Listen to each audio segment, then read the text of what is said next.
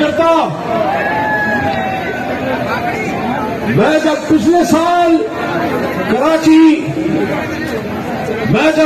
साल कराची एज वजीर आया, एक मरकजी वजीर के तौर पे, जब गाड़ी पे पाकिस्तान का सब फिलहाली परचम लहरा रहा था मेरी, जो आपकी अमानत होती है, और मैंने उस झंडे की हिफाजत भी की है और अमानत भी रखी है।